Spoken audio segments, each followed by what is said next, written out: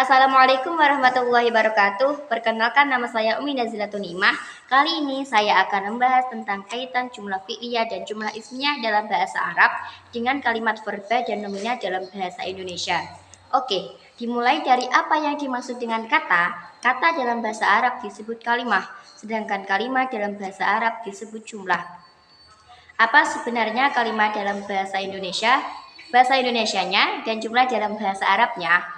Kalimat adalah susunan kata yang bermakna, minimal terdiri dari subjek dan predikat, dan susunannya tidak terbalik. Adakah susunan kata tidak bermakna? Ada. Contohnya, jatuh saya. Itu ya susunan, tapi susunannya terbalik dan tidak bermakna. Jadi, tidak disebut kalimat atau jumlah dalam bahasa Arab. Bagaimana susunan itu bisa jadi bermakna? Harus subjek dulu baru predikat dalam bahasa Indonesia. Contoh, saya jatuh. Nah, kalau ini baru dinamakan kalimat dalam bahasa Indonesia. Lalu, bagaimana dengan bahasa Arab yang disebut jumlah? Apakah subjek dulu baru predikat? Tidak. Jumlah dalam bahasa Arab itu ada dua macam, jumlah fi'liyah dan jumlah ismiyah. Susunan jumlah fi'liyah yaitu predikat dulu baru subjek, yang mana predikatnya dinamakan fi'il dan subjeknya dinamakan fa'il. Sedangkan susunan jumlah ismiyah sama seperti susunan kalimat dalam bahasa Indonesia. Subjek dulu baru predikat, yang mana subjeknya dinamakan mubtada dan predikatnya dinamakan khobar. Jika dalam bahasa Indonesia ada istilah kalimat verba dan kalimat nomina atau non-verba, apa yang dimaksud dengan kalimat verba? Verba berasal dari kata verbal yang berarti kata kerja.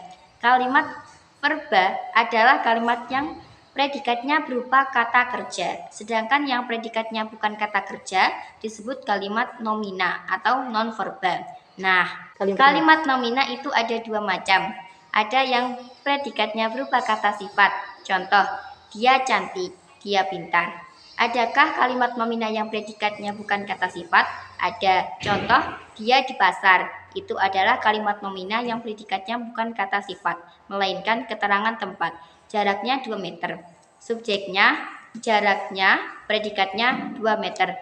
Lalu, apa kaitan dalam bahasa Arab jumlah fi'liyah dan jumlah ismiyah dikaitkan dengan kalimat verba dan nomina? Pada dasarnya, kalimat verba yang predikatnya berupa kata kerja dalam bahasa Arab, itulah yang dinamakan jumlah fi'liyah. Pada kondisi tertentu, berupa jumlah ismiyah. Pada dasarnya, kalimat nomina yang predikatnya kata sifat itu adalah jumlah ismiyah. Contoh kata sifat, pintar, cantik, bodoh, tinggi, itu dalam bahasa Arab menggunakan jumlah ismiyah.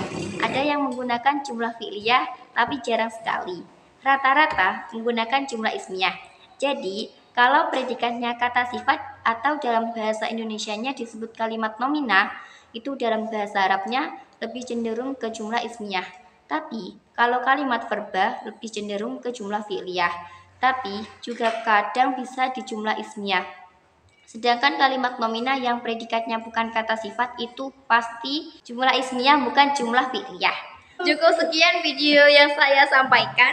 Mohon maaf jika ada salah kata atau apalah itu. Sampai jumpa di lain waktu. Wassalamualaikum warahmatullahi wabarakatuh.